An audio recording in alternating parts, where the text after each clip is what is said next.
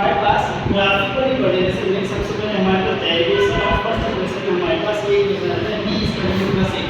अब इसका डेरिवेशन हम देखने वाले हैं कि कैसा डेरिवेशन हमने किया है।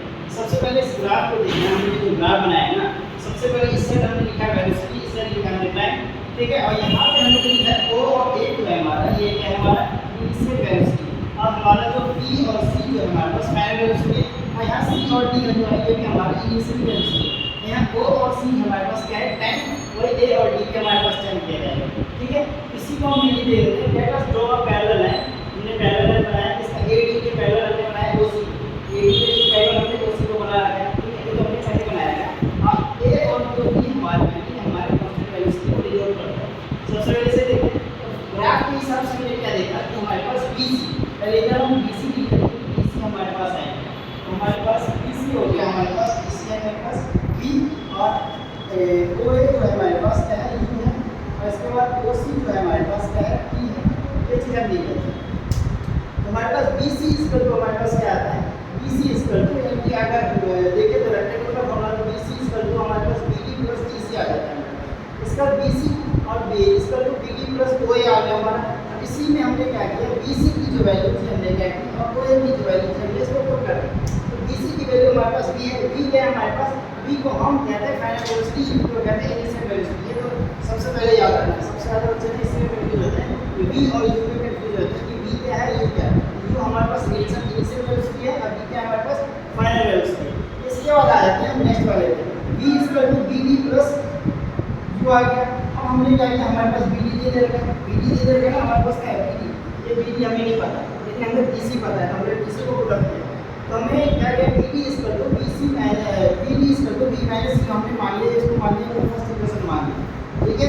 अब इसी को हमने क्या फॉर्म वेलोसिटी टाइम ग्राफ के हिसाब से हमने क्या किया, एक्सप्रेशन को इसमें देखते बोलो किया, तो जब इस ग्राफ के हिसाब से हमने देखा कि अब tan थीटा का हमारा फॉर्मूला होता है, ठीक है। यहाँ हमारे पास tan थीटा का फॉर्मूला होता है ना, tan थीटा का हमारा फॉर्मूला होता है हमारे पास होता है, ठीक है, पैरामीटर फॉर्म में बेस होता है। हमने क्या किया, BD देखो हमारे पास क्या है, BD हो पैरामीटर है, बेस हमारे पास क्या है AD है। तो हमारे पास ये tan थीटा का फॉर्मूला आता है, tan थीटा है ना, tan थीटा का हमारे पास फॉर्मूला होता है, पैरामीटर होता है और में बेस होता है।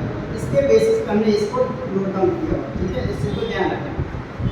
तो हमारे पास अब थीटा को हमने क्या मान लिया, a मान लिया था हमने, इसको थीटा का ये थीटा को हमने क्या माना a। इसी ग्राफ को हम आगे जो दो और इक्वेशन प्रूव करेंगे उसमें क्या इसी ग्राफ का यूज करेंगे। तो हमने देखा हमने BD निकाल लिया, फ्रॉम फर्स्ट इक्वेशन से हमने क्या किया, BD को पुट अप कर दिया, B - C आ गया। फिर OC हमारे पास, OC हमारे पास क्या था टाइम, टाइम को हमने पुट अप किया, तो हमारी इक्वेशन क्या बन गया, B - C अपॉन में T। अब इसी इक्वेशन को हम इधर लेके आए तो हमारे पास क्या आएगा, A = B - C अपॉन में T। अब हमने क्या किया, इसको T को इधर लेके चले गए, तो हमारे पास क्या आ गया, AT = B - C। इसको हमने आगे पीछे करके B = U + AT हमने कर दिया। और यहाँ हमने लिख रखा है कि फाइनल वेलोसिटी क्या है हमारे पास, इनिशियल क्या है, एक्सप्रेशन क्या है, टाइम क्या है। ये इक्वेशन से रिलेटेड हम काफ़ी ज़्यादा न्यूमेरिकल्स करेंगे, ठीक है।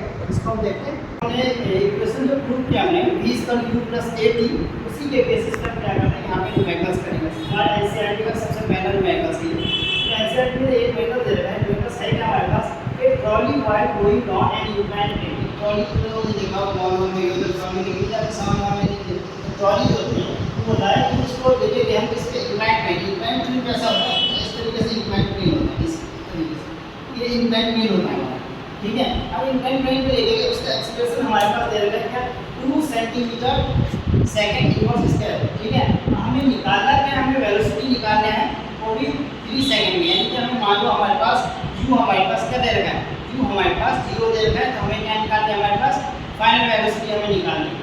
इसके 3 सेकंड के बाद क्या होगा, यानी कि इनिशियल वेलोसिटी हमारे पास सबसे पहले गिवन करना है। किसी भी न्यूमेरिकल्स को करने के लिए सबसे पहले गिवन लिख देना है। गिवन लिखने के लिए क्या करना है, सबसे पहले इसको क्वेश्चन में क्या दे रखा है उसे देख लेना। इनिशियल वेलोसिटी हमारे पास क्या दे रखा है, इनिशियल वेलोसिटी हमारे पास दे रखा है कितना, इनिशियल वेलोसिटी क्या होता है u, इसको हमारे पास कितना दे रखा है 0, ठीक है। फाइनल वेलोसिटी की बात करें तो फाइनल वेलोसिटी हमारे पास कितना दे रखा है, दे रखा है, हमें फाइनल वेलोसिटी को निकालना है, ठीक है। फाइनल वेलोसिटी हमें क्या करना है, निकालना है। फाइनल वेलोसिटी क्या कहते हैं v, इसका तो हमारे पास क्वेश्चन है, क्योंकि इसे हमें निकालना है। हमारे पास टाइम दे रखा है, टाइम दे रखा है हमारे पास, टाइम कितना दे रखा है हमारे पास, 3 सेकंड दे रखा है।